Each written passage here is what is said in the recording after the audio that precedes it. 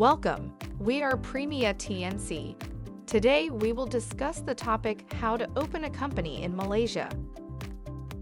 Malaysia's economy is quickly growing, making it an amazing place for business owners to start or expand their businesses.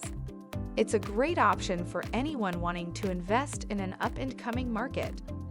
If you're interested in learning how to open a company in Malaysia, there are some things you should know about the Malaysia company formation process. This helpful guide walks you through what you need to know to set up a company and start doing business in Malaysia. Before you form a company in Malaysia, you'll need to decide the business type. There are several different types of business entities that you can form in Malaysia, and each one has a different tax structure. Let's look into this in more detail. The first business type which can be considered is a labuan trading company, which is a company that is established to participate in either non-trading or trading activities.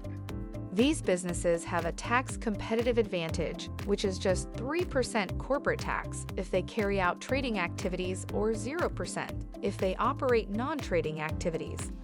On top of that, a labuan company is not subject to sales and service tax, GST, and property gain tax. To register as a labuan company, a business must have a registered office located in Labuan, Malaysia, and meet the requirements for the minimum number of full-time employees. A minimum of 1 director and 1 shareholder is required with a resident company secretary to start up their labuan company. Next, a Sendirian Berhad is a private limited company that can be incorporated by both locals and foreigners, or 100% foreigners owned in Malaysia. Sendirian Berhad has an advantage as it is a separate legal entity and has limited liability to the shareholders. The company can also enjoy tax advantages, better access to bank loans, and ease in the transfer of ownership.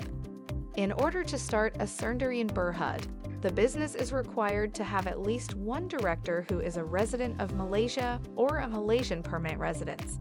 It also required at least 1 shareholder and at least 1 person dedicated to raising capital and assisting with the startup operations. After you've selected your business entity type, it's time for you to get to work choosing a business name. The name of your business will influence your brand identity and your marketing strategy. Once you've come up with a business name, you will need to complete a request for availability of name form.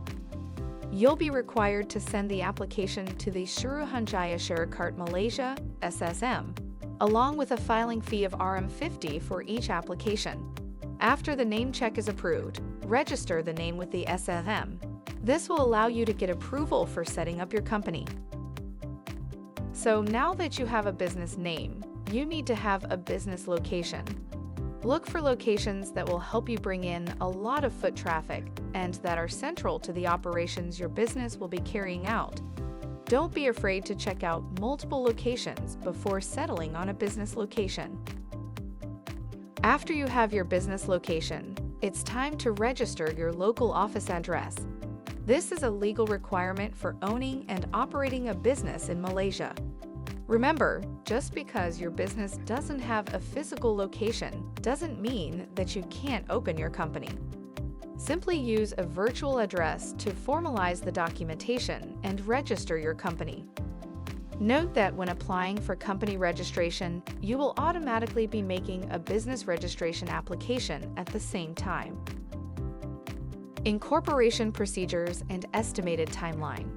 To set up a new company, we estimate 2 weeks to complete the whole procedure as shown on the diagram.